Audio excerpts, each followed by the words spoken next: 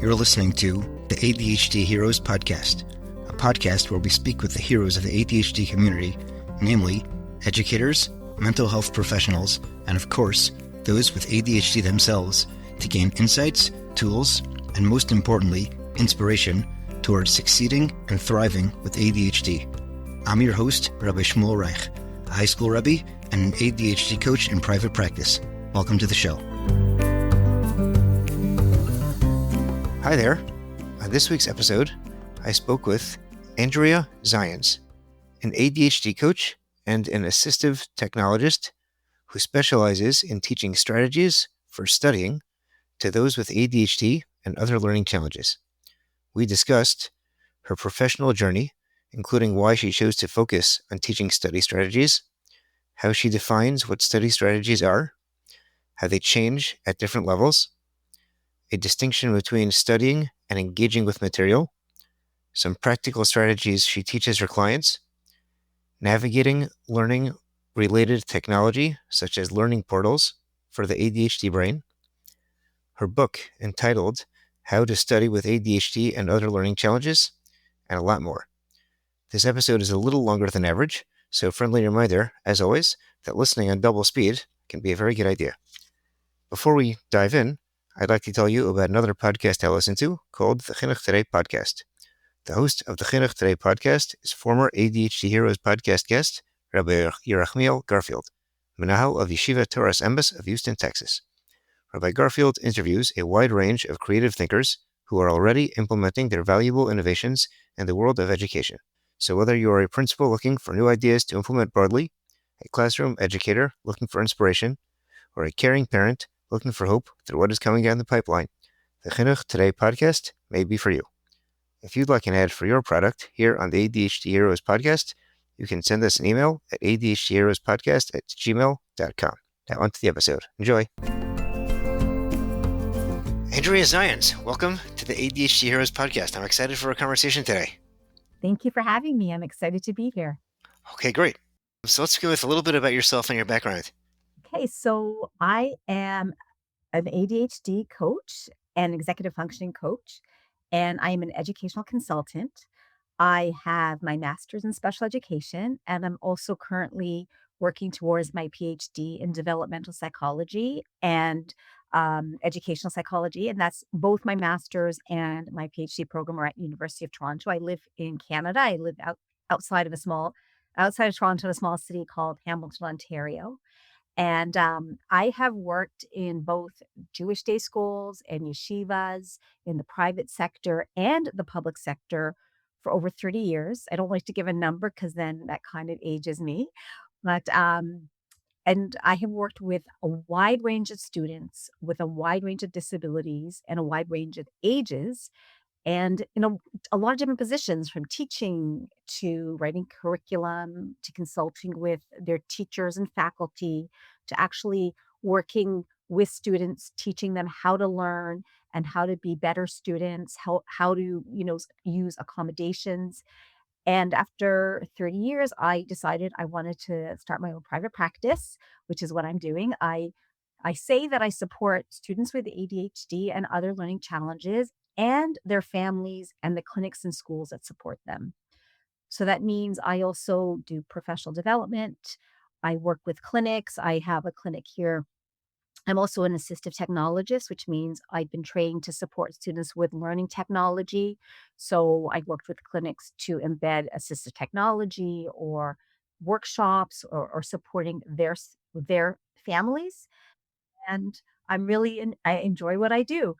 Oftentimes, your guests will share whether or not they have ADHD themselves, and I do not have ADHD, but I have a lot of loved ones with ADHD or another learning disability. And I often say that, you learn certain things in graduate school, but I learned way more about how to help parents and students by being on the other side of the desk. And when you sit through your own child's assessment and you're here and you get news and you start to process it, it really helps you understand how to build compassion into your practice and how to speak and work with parents that you really understand what they're going through. My very first client was my sister, my very own family. When we were young kids, I would say that was even before the term ADHD was even in existence. And she always struggled academically. My own dad is a psychologist, and the word ADHD was not even in the vernacular. And when she got to university, she had no idea how to study. And I sat down with her, and she herself is a very talented and accomplished artist now.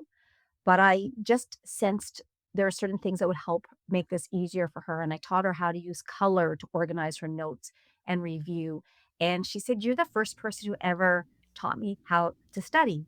And she did well after that, and I really believe that every student deserves to succeed, and when you give people the tools and the skills, they will succeed. Well, how did you know then? How did you How figure that did out? how did I know? Then, Minnie, how did you figure it out then? It came naturally to me. I myself love learning. I'm very passionate about learning. I'm what people would call a lifelong learner. Like, I absolutely enjoy learning. And I it's something I think we're put on this earth to learn. It's part of the joy of being here. And unfortunately, you have a lot of learners and they get a lot of negative messages, or they're not taught how to learn effectively and efficiently, and then they don't understand that they too have this gift. So, whether I was a peer tutor and I was helping somebody, I always found that not only did I have the ability to break things down and be very clear, they understood what they needed. Like, I love talking learning strategy, but that I also found, the trick is when you're a teacher, you actually get more from helping somebody. You learn more yourself. Oh, And for I sure. always love that about teaching and learning is that you get more when you give of yourself. And I find that this is a way that I give. This is, my form of giving in this world. For sure. Yeah, yeah, we definitely learn a lot from teaching. Yeah, 100%. I found if I helped somebody prepare for a test, I did better on that test. So you focus on study skills in particular. It sounds like that's something you're passionate about. Is there any other reason why you decided to focus on that, or just because it really spoke to you? Sounds like it really spoke to you and speaks to you. So, study strategies and study skills to me are really important. One of the reasons I focus on it is because it is a gap. It is a real gap in our school system. And we often don't teach our students. We tell them to study, we tell them to prepare, we tell them to take notes, but we don't often teach them the how to. And that is a problem. So we have a lot of students. You have some students, they just naturally become students, kind of like me. And then you have a lot of students who just they look around and they see everybody else is studying or everybody else is doing the seat work and they just don't know what to do.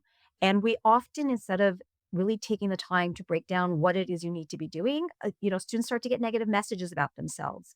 Study strategies is, to me, one of the most important things you can teach a student because if a student has the strategies and the skills, then they're going to succeed. So you can have a student at some point, every student needs study strategies, right? So you can have a student who's just coasting through elementary school or a high school, and then they hit that wall where they have to have those study strategies, or they're not going to do well. Usually, when a program intensifies or the amount of work increases, that's when they need those skills. And you can have a student who, let's say, has a disability or ADHD, and if they have strategies and they have skills and they have habits, they can outpace that student who's just coasted because they know what to do.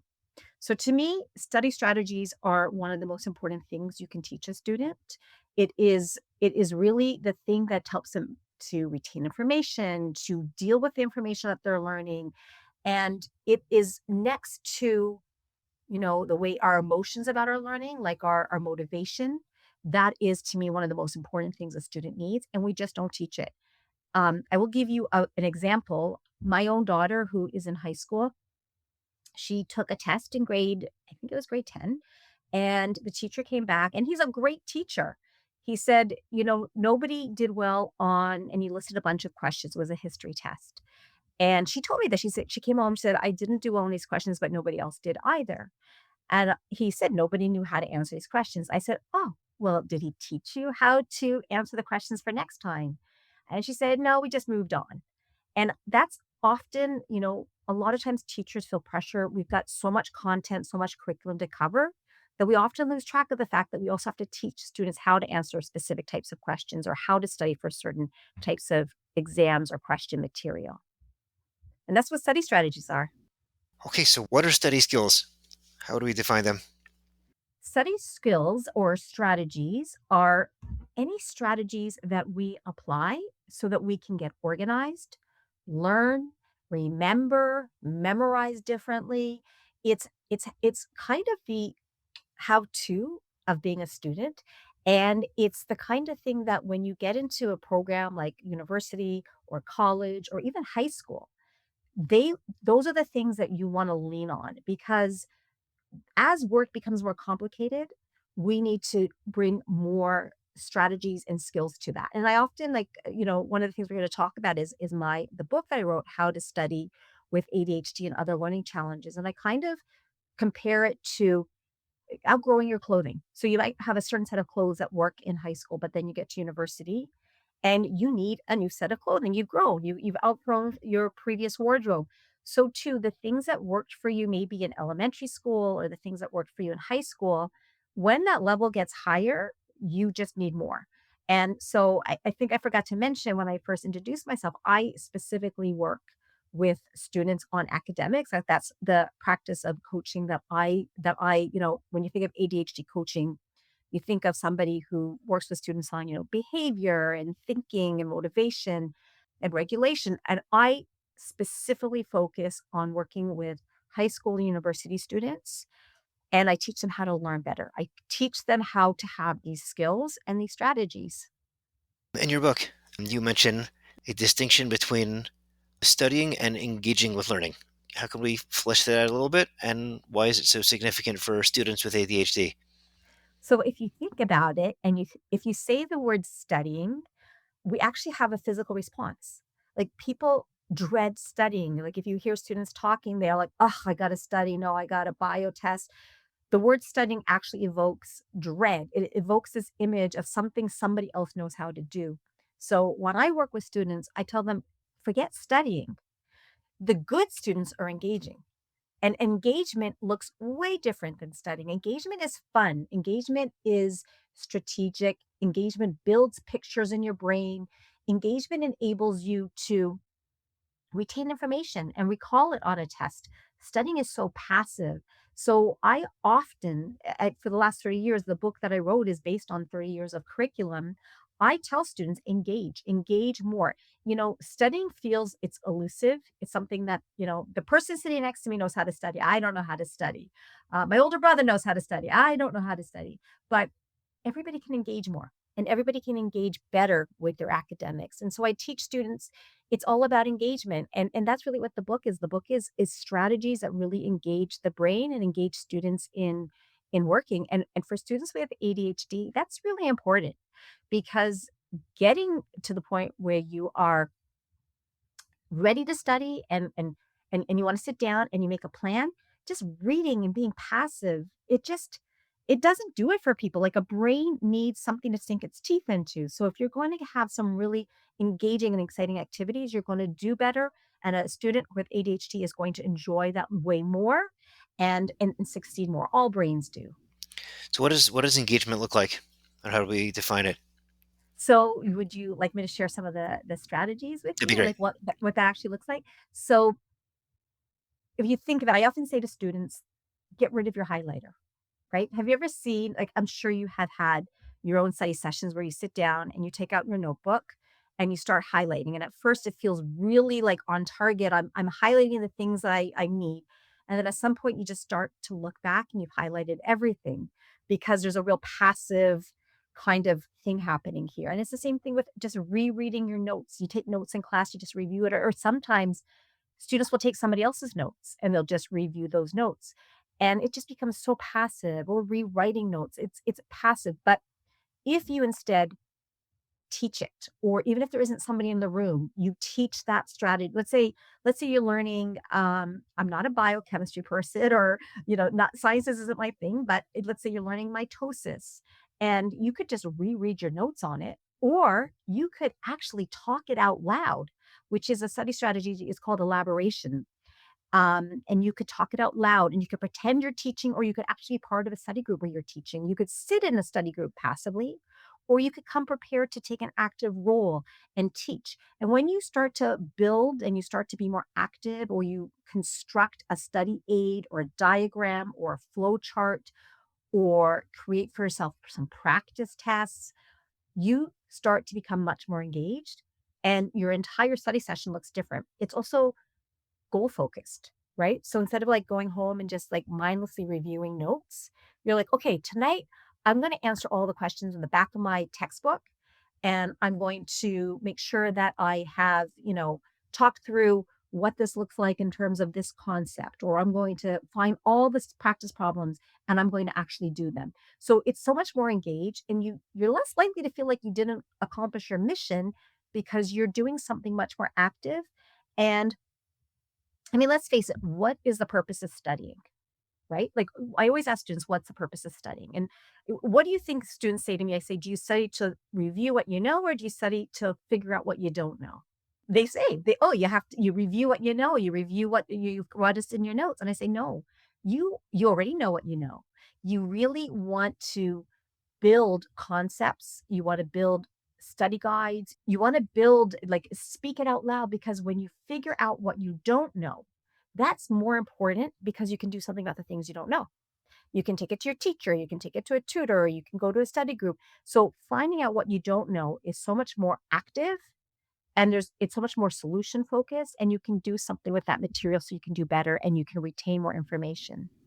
As if somebody walked away from their classes and they had the information in their brain. It's in there and they understood it, but they want to be prepared for the test. So if I'm understanding correctly, you're saying that these sort of projects create a deeper level of understanding. Yeah, they're actually active study strategies, or engaging the way I'm talking about, are really the only evidence-based ways that we see students benefit from. So students, teaching students prime example, I go to class, I walk out of class, I know 100% of whatever I learned on that day, Okay. right? Yeah. Now, what happens if I go to class the next day? What happens to that material in my brain? So whatever I learned the next day replaces that material. And now there's like what we call like a decay of information, because our memory can only hang on to so much information if we haven't done something active with it and done something that will store it better in our brain. So I always say to students, you go to class, you go home, and you review. I always say to students, preview and review. They're so important, because if you do something with that information once or twice, think about how much less you're going to have to do when you actually get to your final, or you get to that midterm or that big test, because you've already started to work with that information and it decays much less. So things like spacing out our study, which is not cramming. Like if you just go home and you just maybe do a little bit of a review and then you save it all for the night before, you're cramming. So creating, our own study guides, creating our own worksheets, practice problems, even pictorial examples of what we're learning gives our brain so much more to hang on to, so that when we go to that test, we're not cramming and we really have much better retention and recall. Right. So if I understand it correctly, it sounds like even if they got the information in class, by the time they're getting ready for the test, it might not be there anymore. So when you It's say that they're likely. finding out what they don't know, you don't mean what they never knew. You mean what they might have known, but they don't know right now. Yeah, and it's actually is called the forgetting curve. So what we have is when you go to class day 1, like I said, you know 100% of that information, but quickly that information starts to get replaced by day 2 of class, day 3 of class. So by the time you get to a month out, which is when your first test usually is, that day 1 information is almost completely gone Oh, interesting. unless you've done something with it. Right. So, what I'm telling students and what I teach students to do is constantly be working with this information in ways that you build on it and you are doing some interesting things with it, engaging things with it, so that it's it's not just about retention, but it actually makes sense to you and it's clicking, and you figure out where the holes are so that you can actually fix those holes. Right. What are the specific challenges of studying for individuals with ADHD? What makes it harder? So, students with ADHD do have some unique challenges that they bring to studying.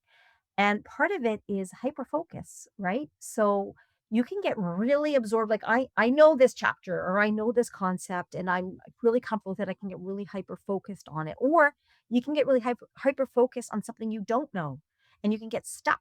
And you can say, I just don't get it. I don't know where to begin. And actually just walk away or procrastinate it or push it off for another night.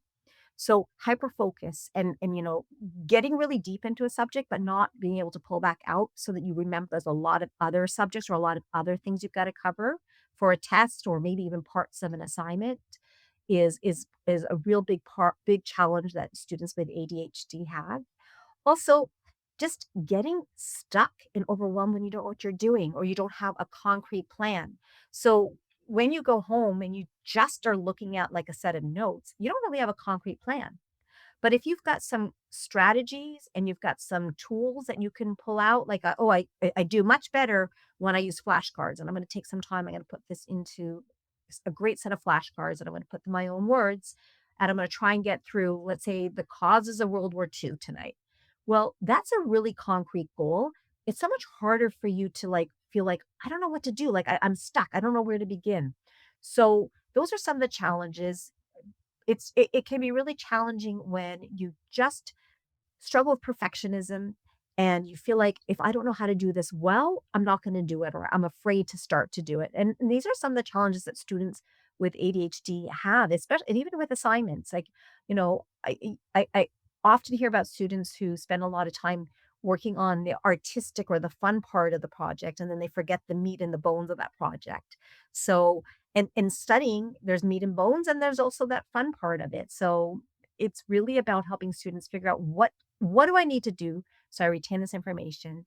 And we want to retain information not just because we want to get A's. A's are great, but I often work with university students who want to retain information because that's what gets us ahead in our careers, right? Like if you remember more in your computer science class and you're in a computer programming course, you're going to do better if you go on a co-op. So working with information and retaining information is important, not just because we want to get A's. So it just kind of shifts that whole mindset when you're a student to how do I do the best, make more sense of my material so that ultimately I can do better in the long run. So if I'm understanding correctly, it sounds like the general world of ambiguity, which is toxic for the ADHD brain. If you sit down with a notebook full of notes and you're just gonna read, or you just don't have any goals per se, that turns into a looks like an avalanche. So if you create clear, concrete goals, so now you know exactly what you're trying to do. You know when you did it. How you're going to do it. It sounds like you strategize for that also. Exactly. And on top of that, if they're engaging in the information, not just by reading it, by making some sort of project out of it, that's a lot more interesting than just plain reading it. And manipulating it helps it stick better. Am I understanding that Yeah. correctly? Yeah, and 100%, and projects is and I think a project can be an intimidating word for a student with ADHD because you're like, "Oh my gosh, you want me to make a project now Right. out of, like, the causes of World War II? Like, I just need to know them. I don't want a project." So, it's not necessarily a project. It's how do we make this information creative to you, tangible to you, relevant to you. And it could be simply like, well, you could definitely go through somebody else's notes and highlight those. But what if you started with the questions in the textbook? Or what if you created a plan for like, okay, by the end of this study session, I'm going to be able to just put in my own words, four causes of why World War II started. And if I can't and I can only do two, well, now I know two of those causes, I've got to figure out what I don't understand about them and figure out how I can get that information before either my next class or before that test.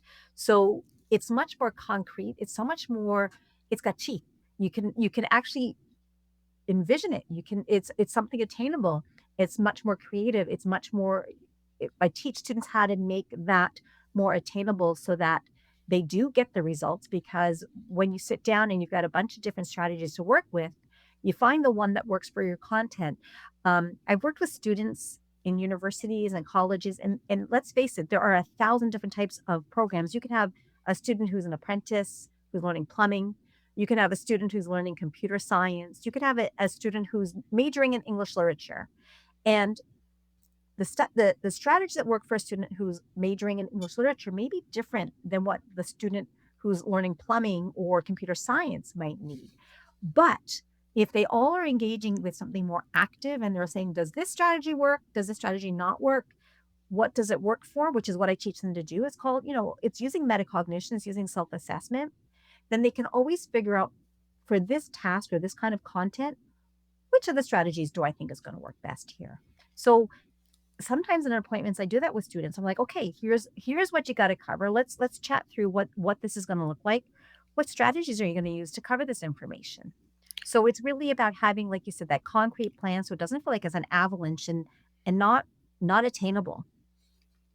Right. So this, if I'm understanding correctly, it sounds like you give them almost at the onset. They have like a toolkit of strategies, and then you talk through with them which is the most effective for whatever they're working on at the moment. Is that right? So we'll often I'll ask them like what are your plans for this? Like we just outlined for you what you've got to cover, or we've outlined what needs to be done. How are you going to do it? And a lot of times they'll share with me a strategy. I'll say, "Oh, can I give you a little suggestion? You know what really works for this kind of memorization?"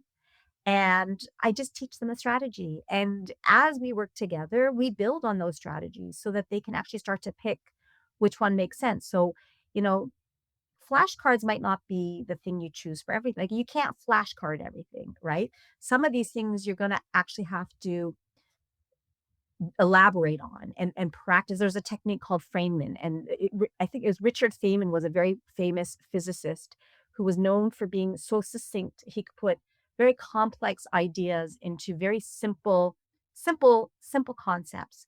And so students who use Feynman technique, and I don't know if this is historical, if it's accurate that this is actually a technique he created, but it's called the Feynman technique. They will take an extremely elaborate concept and they will work it through and talk it through and teach it, just to the air even, as if they're teaching it to somebody who's 5 years old. And the clearer and the more you can break down that extremely complex concept into something that a 3-year-old, a 5-year-old would understand, you start to say, when it's really easy for me to break it down, I'm getting it. I'm able to do it. I'm starting to really see these pieces, how they interconnect. When I start relying on the big words or the words my teachers used or a lot of jargon, I know I'm not breaking it down enough. I got to get into this place and I've got to start to break that down more and more. So it's as we work, I just introduce different strategies. And then when as we get close to something, let's say exams, I'll say, well, for this class, what do you think you're going to do? What are you going to do with this content? And they'll start to suggest, I think this is really great material for flashcards. Or I think I'm going to fame in that. So it's just really building on the strategies that they have at their disposal. Do you find that the like the fun ADHD personality is better suited for that technique, the Feynman one you mentioned? I feel like they can the same personality that's the head counselor and jumping up and down and singing songs can imagine teaching something to a 5-year-old better than the non ADHD brain. I've never thought of it like that. And that's actually something that would be great to point out to students. I find in general, people like it and students with ADHD like it because it's a check and balance system, right? Like if I can explain it to you and I can make this easy or I can make this fun or I could turn it into a song, whatever you want to do. I find great acronyms. I know it. And if I can't, it's simple. I don't know it. So it's real feedback, right? Like I always say to students, if you can say it, you own it. And if I'm somebody who struggles with owning content or owning my curriculum and I can put it in my own words, I feel great about myself, and feeling great about yourself, it feels great to somebody with ADHD because they often spend a lot of time not feeling great about themselves with Yes. with their academics. Yeah. What are some other tools and strategies that you have in your book and elsewhere? So so in general, I'll describe first appointments, and if you want, we could talk a little bit more about the book. I spend a lot of time working with students on executive functioning because aside from the gaps that we have with in our education system, and students don't necessarily know how to study, they also don't know how to manage their time, how to plan, how to prioritize when they have a bunch of assignments or even a big test or even one assignment. So I teach them how to prioritize, how to plan. We often talk about time management, um, even something as simple as digital literacy, right? Like I have a lot of students who, especially as they get into university, they have all their courses are in on the learning platform. And it can be so confusing visually, like every you've got 4 teachers or you got 5 teachers. Every teacher has drop boxes or the way they want you to submit something in different places, how you save your information or where you're gonna put it or where you're gonna find that information. It it can be so complex and it can be so confusing to students. I work with a lot of students in the public school system, and they're also in learning management systems, and parents are overwhelmed. They don't know how to help their kids. They could be the greatest professional and they could be, they could have a business or whatever they're doing, but they look at these learning portals and it's like, "Oh my gosh, what does the teacher want? And I figured it out for this subject, but what does this teacher want? And where do I find it? Or where do I put it?" So that's digital literacy. So it's really modern day organizational skills. I joke that I've been doing this for so many years that I've watched the progression of organizational skills. It used to be I would sit down with a student and we would go through all the loose leaf papers that were floating in the desk and There's in the dividers. backpacks. Just make sure we get this organized and where it needs to be. And then was there for that transition where it was like, well, I got several USB keys. And I don't know what's on all of them, and I don't know what this file is, and I don't know where to find it. So, teaching students strategies for that. Now, today's student, they need to manage a cloud, emails, learning portals. So digital literacy is a big part of that executive functioning for the student in 2025, 2026. So we work on all of those things. And I find that students with ADHD, they benefit from learning how to get organized and manage their time and prioritize and break down tasks so that they become more manageable and they feel successful with them. Is this for organizing their study time, meaning within different subjects, or study time versus, the rest of their life, or both? So I do sometimes talk with students about, a study schedule in general, but I'm often very goal specific when I work with students. So a student will come to me because they have just so much work, they don't know how to organize it. And we will make up plans. And then sometimes you're right, it does need to fit into a bigger picture. Like, there are some students that are athletes, or some students have other things on the go or part time jobs. So then that does lead into a bigger picture of like, what's reasonable? Where's this going to fit? And how are you going to do all of this? So that's a little bit more of a bigger time management picture. But when I work with students, I'm always very focused on that academic piece.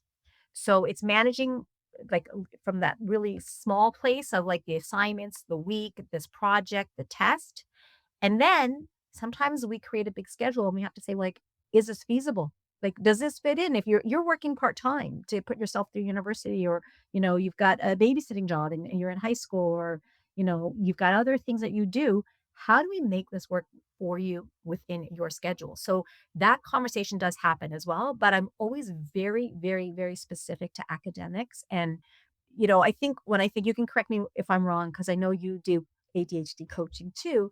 But when I think of an ADHD coach who is not just focused on academics, they might take a lot of time spending building schedules or assessing, what that looks like globally for a student. I'm always very specific about academics. How is this going to fit in with what you need to do? How are you going to do it? How are you going to learn to create study schedules for yourself that fit into your life? Because we all have different lives. Like when I went to graduate school, I had two babies. And I quickly found out that, when I was in undergraduate school or even high school, you could hand something in the day it's due, and that's generally okay. But as soon as I had children at home, somebody would get strep or an earache or something would happen. And I said to myself, oh, no, no, no. Like, I got to bring back my due dates 2 weeks. If it's not done 2 weeks early, it's late. So I learned to create, my own kind of schedule. And I think students with ADHD can do that too. They can learn how to plan out their studies so that it actually fits with what they've got going on in their lives. Yeah, I think in my side of coaching, I think it's more of a broad sense of how to figure out where the studying fits in. with the rest of life. Then it sounds like you do that too, but you're also within the studying itself. How that's going to be practical, how that's going to happen. Yeah, and for me, it's not gonna not happen. You're gonna study, you're gonna get this done. How are we gonna make it work with what you've got going on? So we do spend more time talking about the actual study plans and the scheduling and making them manageable, but I keep that in focus in terms of their full life because I could help you create this incredible study schedule, but if you've got a busy week and you're an athlete or you're running out of town or whatever it is, or you've got something else on the go, it doesn't help you. So we do always look back at what's going on in the rest of their life, but studying is always my priority and becoming more effective and independent as a learner is always the goal when you work with me. What are some other skills and strategies that you use for within the studying? So in terms of being a more effective student, I mentioned that I'm an assistive technologist. An assistive technologist is somebody who trains students, specifically students with disabilities, to use technology to be stronger. And oftentimes I tell students there's so much and I know that people have different, views on technology or AI. So I do try to work with students and their families to make sure that I'm on target with what their family wants in terms of that. But a student who struggles with meeting deadlines, if once they learn how to get everything scheduled into, let's say, a Google Calendar and set up notifications, or even their iPhone, or how to manage their learning portals so that they get emails directly into their personal email that they're constantly checking, those things are really important. Teaching a student who's struggling with reading or proofreading how to use technology, which is probably already existence on their computer, like in Google or in Microsoft, to listen to their work or to proofread their work differently, often really goes very far. Even something as simple as AI, like I'm not a big proponent of students using AI in many ways, but AI can also help students with when they're studying, like, did I get this correctly? Where's my gap? This is my content. I'm going to give you some ideas, and this is the level I'm working at. And I teach students how to prompt. Please give me a practice test. So there are things you can teach students to do with technology. And, you know, I always say, like, I like to work with, teaching the strategies and teaching them things with executive functioning. But then I love to layer in their technology as well as it's appropriate because technology makes learning so much easier. Are kids who have a hard time with understanding the portals and those sorts of things, are they generally tech savvy in their personal lives and still struggle with these? Maybe because there are a lot of steps, or because they're unfamiliar, or are they or the guys who are nifty with all their apps and stuff? Do they not have that problem? So I'll tell you that these portals can be really challenging and you can be and I find that and that's why I use the word digital literacy because you can be great, on I'm not sure if it's Xbox today that kids are on or whatever they're doing on the computers. You can be really tech savvy in some very specific ways, but digital literacy means you've got the skills you need to know where your work is, how to find your work, know where to put your work, and know how to find the most important information that your teacher is giving you. And a major part of the problem is that we give these students learning portals. And this is, I often talk about the gaps in our education system. This is one of them. We give our students learning portals. And then there is not a lot of consistency as to what that learning portal looks like across subjects. So if you're in high school, you could have five teachers and the way they give you that course content, where they put their feed, how they assign things can look completely different. So you may just figure it out, let's say for history, but then all of a sudden, this English class is like a nightmare. Or the math class, I just can't figure out where's that drop box? Where do I get those assignments? And it's not just students, like, I find even their parents, they're like, "I don't know how to do this." They come home after a long day at work and your kid is like, "I think I've got something due, I don't know how to find it." And then you've got this parent now frantically looking through this learning portal, not knowing where to find it. So, I teach students how to do that. There's always consistent places, there's always certain things you need to do, no matter the course, no matter the subject, check these areas always. Make sure on a weekly basis you're doing these things. You're always going to know what's due, where to find it, and how to navigate. So it's a matter of things are just lost. And it shocks me because I'm an assistive technologist, and I believe that students who need iPads because it helps them learn should be given iPads. But we don't teach them how to manage. We give them an iPad and it's a solution. And I've seen it a lot of times when I practice. You give a young student this iPad, and you teach them to use some of the tools on that iPad, but you don't tell them how to store that file when they're finished creating it. So now the iPad is, what's the first thing that if you save a file, how does a file get saved? It's the first thing on that file. So if you always start your assignments off with Andrea's assignment, then you're gonna have a bunch of, files that say Andrea's assignment. And then you got to figure out, well, what's the date on Andrea's assignment? Or, you save it by the date. So I teach students how to name things and how, put folders and how to find it. So it's not, you could be great with technology, but this is a really specific set of skills. You need to be organized with technology, and they carry over into the workforce. Right. Sounds like even if you know how to do individual actions, to juggle a lot of things and to organize information, that lands in the world of executive function, and that's going to be challenging for these kids. Yeah, and then you just add that layer of, if every teacher's giving you, let's think back 20 years ago. If I've got a textbook, I've got an agenda, so I might struggle with getting things in my agenda, and I might struggle to remember to bring that textbook home the day of or the week before a test. But if I have, like, all these different ways of getting information.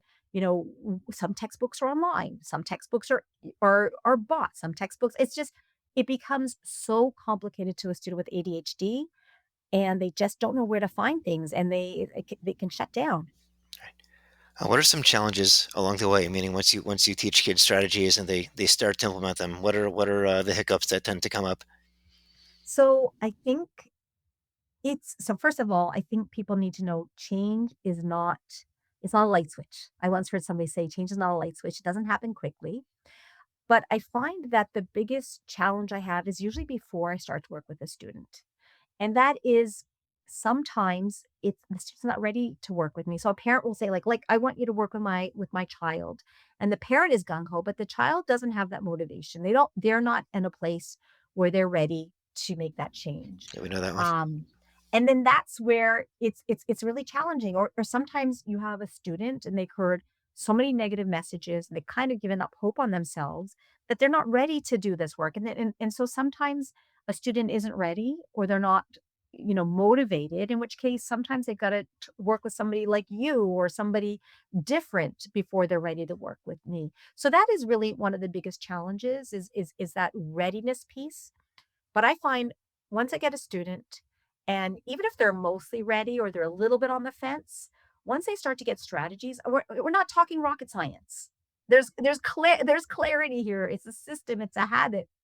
They start implementing it. They start seeing success right away. And then once you start seeing success and your grades go up, you start doing it on your own. So it's not challenging to get a student working and adopting these things once the motivation is there.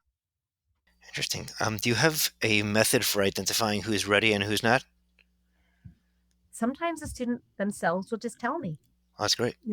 I've always asked, I always clarify that at the beginning. I always am checking for readiness. I always describe what the coaching process looks like. I'll work with a student, and sometimes I see that the challenges are just beyond just your regular organization or your regular executive functioning or study. And then then we have conversation as to, well, what would be the next best thing, or what else can we put in place so that the work that I'm doing with your son or daughter makes sense.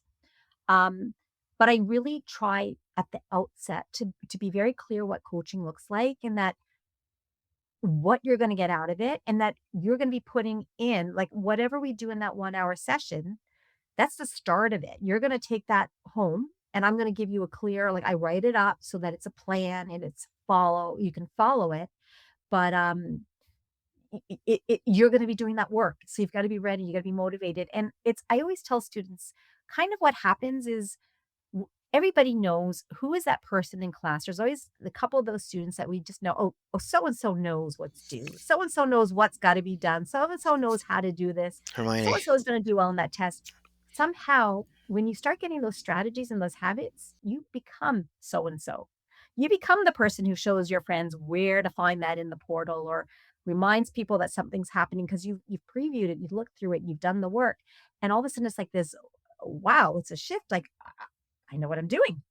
I'm a student. I'm studying. I'm doing it. I've got it down pat. So it's not hard to convince people to keep that up once they start to feel great about themselves. Interesting. So you're saying the quick successes help them stay motivated once you've established in the first place that they're ready. That Yeah. they keep it going. Because we know nobody intentionally creates aggravation for themselves academically. Nobody feels good sitting in class not knowing what's going on. Nobody intentionally loses things, right? Like people don't do these things because they enjoy it. They do Definitely because not. they don't Yeah. have an alternative behavior system. So I just give them an alternative behavior system. And when you combine that with motivation, they're good. ADHD is not about intelligence.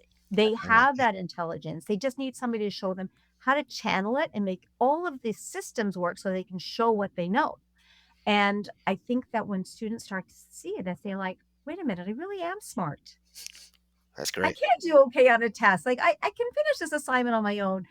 I'm not as bad as I thought. And it just takes a weight off of people's shoulders. Like students are thrilled with that knowledge. In my own practice, when I get calls from parents about of teenagers, what I tell them is ask your son if he can identify three things he wants to do differently. If he can identify that, he's ready for coaching. If he can't, which is more common than not, then he's not ready. And when he can, he will be ready. But One 100%. I'm wondering I if for think you they because you're working with studying, we're already the issue was already identifiable. Does that matter? That make sense? so. Studying is it's so complex. It sits in emotion. It sits in my feelings of who I am as a student, my self-concept. So studying is yeah, it's easy to say, well, I don't know how to study, I don't know how to manage my time, I don't know how to plan. But if some of the underlying pieces, like the family system, maybe there's messages that, parents have been, working with the student in certain ways, or maybe the student is just sick of the whole thing. Like we may identify you need studying, we may identify you need this organizational piece, but if there's a lot of other things that hold up the studying, it's kind of like Maslow, right? Like Yeah. if there's other things that are just broken, you're probably gonna benefit from somebody like you to get you ready to really tackle the setting. It doesn't mean you can't work simultaneously with me and somebody else, but if your motivation is not there and you just don't care and, the system is not going to matter to you, or you just feel, some students have high anxiety or other things that they're struggling with that complicate learning, and if you're in a place where emotionally you're not ready, then it's really important to get that house in order so you can benefit from what I offer.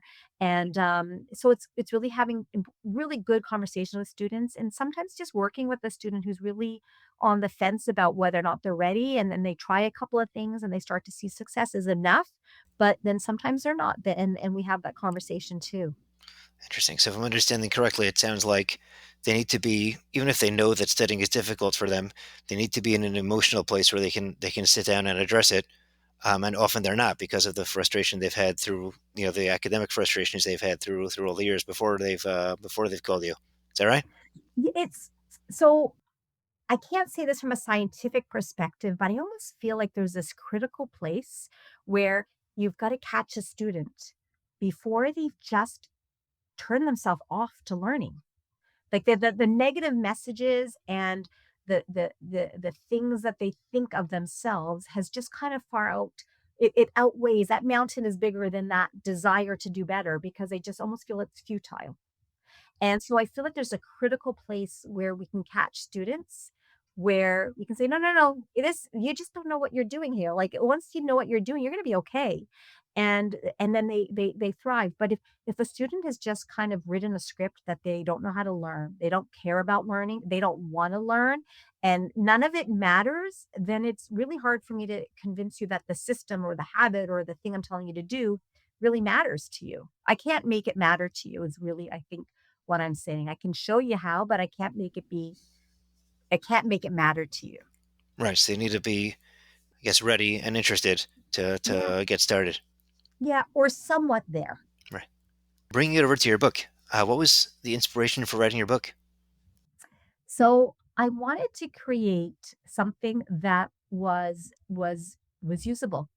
So I kind of I set it up like a recipe book because, I think about when I think about skills, like I'm I'm not great in the kitchen. I hate cooking, but if you give me a good recipe book, I can look through that recipe book, and if it's easy and I think I got the stuff in my cupboard, I'll follow. If the steps are clear and they're understandable, I will end up with a product, right? Hopefully, it's good enough to feed my family. And I wanted to do that kind of an approach to studying. So I set it up so it's like recipes. I've spent many years learning how to write curriculum, and I really brought a lot of that into this book. The steps are clear. The steps are they build one on top of the other. They're not visually overwhelming. They feel doable, and I want students to be able to say, like, okay, I've got this test. Like, I've got 10 strategies here, 10 active study strategies here. One of these has to work. Let's just go through it step by step and make a plan. I've got tips. So, like I want students to be realistic. Just because you tried it once, maybe it didn't feel right. Maybe it wasn't the right content. It doesn't mean it was a failure. Let's assess this. So the book is also filled with like metacognition or self-assessment because I want students to really bring that thinking to, well, what wasn't great about that strategy? Was it the right content? Were my goals too big? Like, did I just try and get too much into this study session? Do I need to take on less? Or, was the study session too long? Did I burn out in the study session? So I give students some of the things that could go wrong in a study session. And I say, keep repeating it, keep refining it. Because like I said, change is not a light switch. Start with something. You'll never ever not get something out of a study session. And it's never a waste, but learn to refine them as you go along, and you'll benefit from it. So I wanted to set it up like it's a recipe book, simple and easy to follow, and something for everyone. Right. So it's common for a kid with ADHD to try something, and then if it doesn't work, that emotional dysregulation kicks in, and they're done and out of here. So it Yeah. sounds like you addressed that issue from the get go. Yeah, and I said, like, this is a lifetime. Like, I mean, even me now, I'm constantly learning different ways of learning or doing things. And I think we have to just really school kind of does that to students. It gives you this idea like there's a right way, there's a wrong way. You get that A or you didn't do well.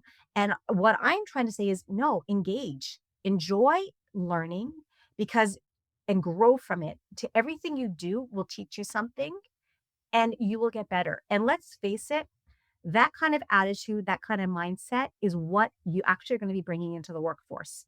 That's what's going to make you the good employee or the good business owner is bringing that kind of an inquisitive and trial and error mindset. So the book is about engaging. It's messy. I tell students learning, studying, it's messy. Engaging with your academics is messy. It's not going to be perfect. And you're going to make mistakes and you're not going to know what this is. What are you going to do when you get to a chunk of material and you know what to do with it? Skip it. Come back to it. Maybe the next chapter, the next thing you do is going to start to make that thing make sense. And if it doesn't, take it to somebody. Do you have a friend who can explain it to you? Is there, maybe a video on YouTube if you watch YouTube? Is there a time? Can you go to your teacher's office hours? It's so much better to get messy and not know what something is and then be able to find a solution for it than to just like feel like you can't do it.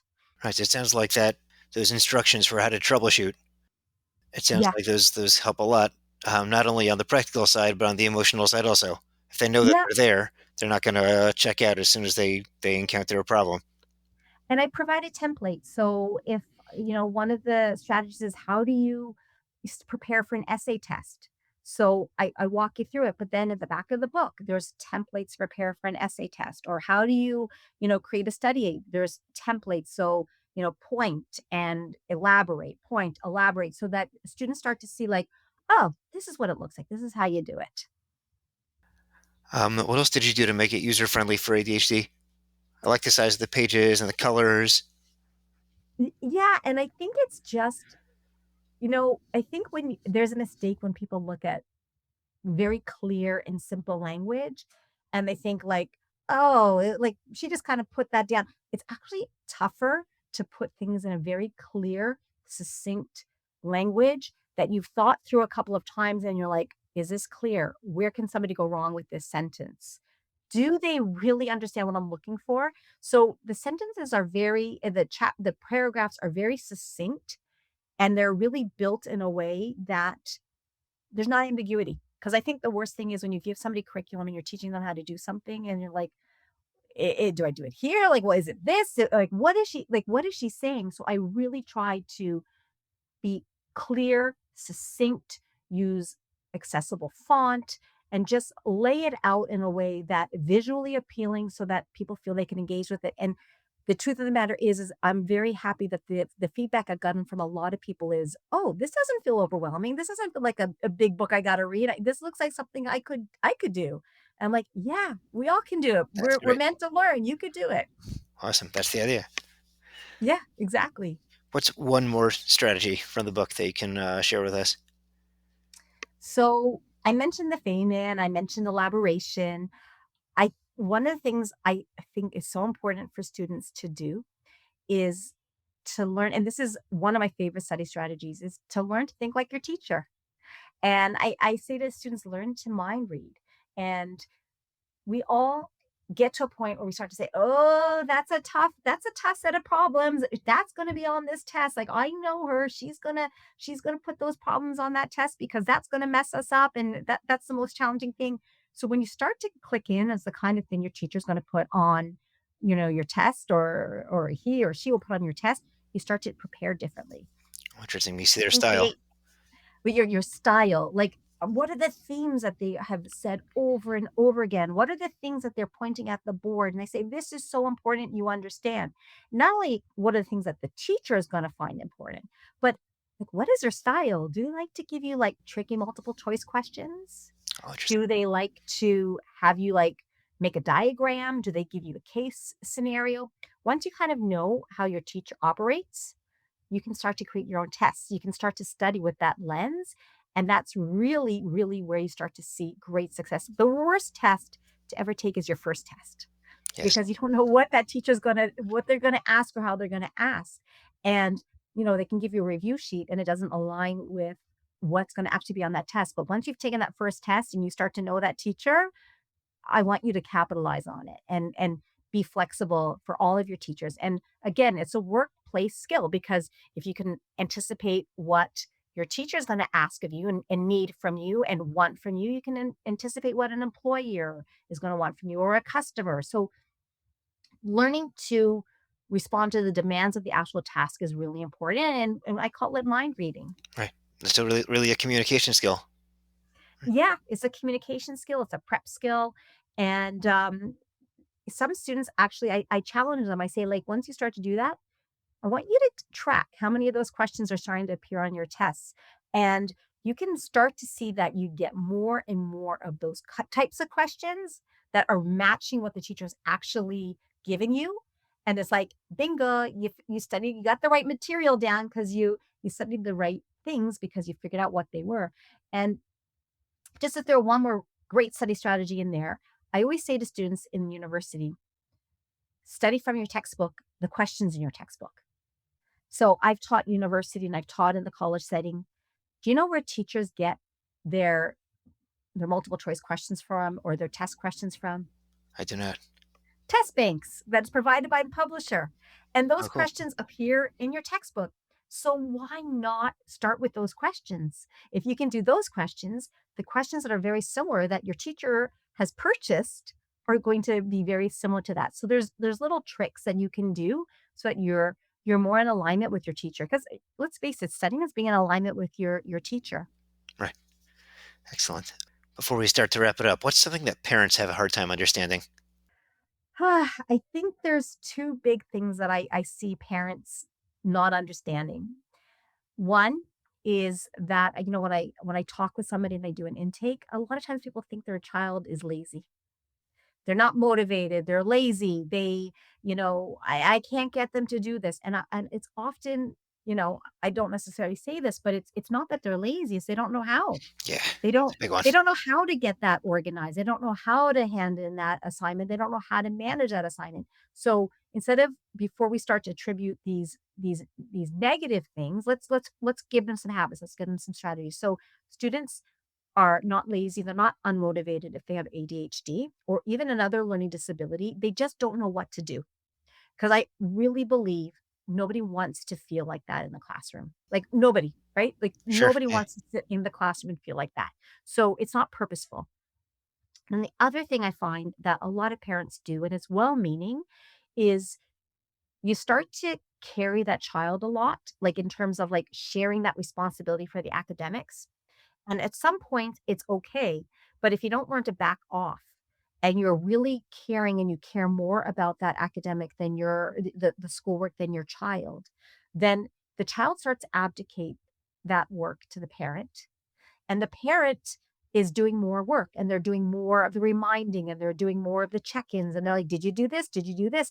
Sometimes it's okay for a student to forget something and help them create a better system for the next time. And I find that when parents take on more and more ownership of that learning, it actually does something really negative for the child. The child starts to say, well, there must be something really wrong with me because Interesting. my parent has to take so much ownership of my schoolwork.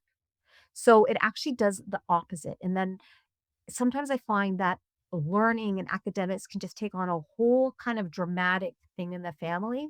So what I like to do is just I like to step in and say to the parent, "You parent, I'll give you updates. High school, not for university. I'll give you the updates. You're gonna know what the plans are so you can support, but the student's going to be responsible. The student's going to manage. The student is going to put the systems in place because I'm going to give them those systems and you get to just parent and support that. So those are things that I find that are really a struggle for parents. When you have a student with ADHD, they want to help, but they don't always know what to do for them, and nor should they be that person who's doing it. I mean, let's face it, when we're parents, we're parents. We're not ADHD coaches, and we're not tutors. It's not the right place to be. Right. So it sounds like number one, the kid's going to learn skills better this way if you let the kid own it, and number two, it saves them a lot of frustration and tension and conflict that we could really all manage without. Exactly, exactly. Be supportive. Don't do the work, and don't view it so negatively when they can't do the work. What do you do to let the parents know that the kid is not being lazy? Do you know the Lazy, Stupid, Crazy book? Do you know that one? No, that sounds great. The lazy crazy what was it? The There's a lazy book called crazy? "You Mean I'm Not Lazy, Stupid, and Crazy" I gotta read it. by Kate Kelly and Peggy Raimondo. And Okay. I've taken it out and giving presentations just to show educators like this is written by two people with ADHD. They're not lazy, stupid, and crazy, but you have been people are characterizing them like that. And here's how we can understand them instead of you know calling them names that are unhelpful. Exactly. And I find that one of the things I say to parents and I say to students that really kind of clicks for them is I say, you know, one of the problems with our school system is it was designed by people who are very academic. They love to read, they love to write, they can organize things really easily. They're natural learners, right? So I'm one of those people. Okay. Now, if students or people with ADHD got to the school system first and they designed that school system, I'd be the kid getting notes sent home. And it would be, "We're really worried about Andrea. She likes to read during recess, Right. or she sits with her friends." I used to have sticker collections and we used to share stickers and trade stationery. She has not broken an ankle once. Right. She has not fallen off the monkey bars. We have not yet lost her on a class trip because she doesn't know how to explore her environment. We're really worried about Andrea. So sometimes this worry that we have about students is environmental. It's because we created a learning system that's not really that inclusive for all learners. Correct. So Yeah. I often say to parents, just think what it would be like. Here I am. I consider myself very smart, but if somebody designed a school system just for students with ADHD, I wouldn't fare well. And that's exactly what's happening to you. That's what's happening to your child. Excellent. Okay, what's a message of hope you can leave our listeners with? I think that I have seen it and I believe it. Strategies, skills, habits, systems change your life, change you as a student, and it's attainable for everybody. Awesome. Okay, how can people get in touch with you? So I have a website, andreazians.com, and I have a consult button. People can click and they have a complimentary consultation. I work online, even though I'm in Hamilton, Ontario. I see students virtually or online. So I work with students across North America. And you can also find my book on Amazon, How to Study with ADHD and Other Learning Challenges. Awesome. Okay, anything else you wanted to mention? No, I want to thank you for having me today. Okay, pleasure. Thank you. This was fantastic. Thank you. Thank you again for listening to this episode of the ADHD Heroes podcast. For questions about the podcast, you can email us at adhdheroespodcast@gmail.com. Also, for sponsorships or to share your story, your ADHD story, you can also email us at the same place, adhdheroespodcast@gmail.com. To be in touch with me about ADHD coaching, writing, or speaking engagements, you can email me at rsreichadhdcoach@gmail.com. Be sure to check out my website, rsreich.com, adhdcoach.com. You can follow me on LinkedIn, or you can check out my blog on nefesh.org. Check out my blog there under my name. Important disclaimer: podcasts are great, but they do not take the place of mental health help or medical help. So if you need help with mental health or need a doctor, be sure to be in contact with some of them. Please, if you like this show, please rate, review, and share with a friend. That's how these things get out there. Thank you again for listening, and thank you to our producers at Pretty Easy Podcasts.